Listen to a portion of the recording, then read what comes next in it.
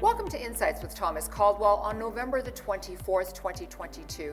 Tom, it's close to the end of November right now. Should investors be thinking about tax loss selling? Well, it's interesting, as you come up to the end of the year, everybody thinks, oh, I should be doing something. That's why charities put this big rush on to get donations, because we're tax conscious at the end of the year. I think reordering one's affairs, taking a look at what do I have that I don't like and where is the greater opportunity, that's a good thing to do. But I would give one note of caution. Whenever I've ever done anything for tax reasons, it's always been a mistake. If you're going to sell something, sell it because you don't believe in its future prospects. And if you buy something, you do believe in the future. But that has to be the equation, not the tax.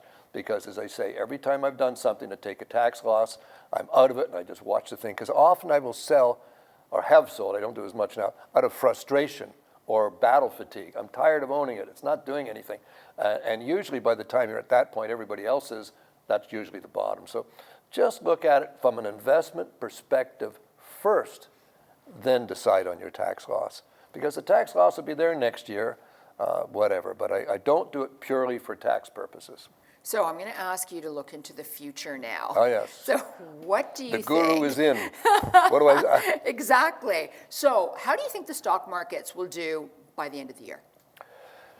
Well, typically, as you say, you tend to have a little bit of window dressing, although regulators hate to hear this, but sometimes fund managers, et cetera, will buy more of their stock, and they want to end the year on a high note, if at all possible. I think the good news is we've had these interest rate increases. I think we're nearer the end than the beginning of them, and we've had a significant move from virtually zero interest to the 4%, give or take. And the stock markets have absorbed that quite well. So if it's another tiny bit more, I think that'll be all right too. So I would say I'm still optimistic as we reach toward the end of the year. Now, obviously, you can have something roaring out of left field. The Russians decide they're going to flatten Ukraine, or heaven knows, anything can happen. But barring any exogenous shocks to the system, I love using that phrase, it sounds very erudite, but some shock to the system, I would be positive between now and the year end.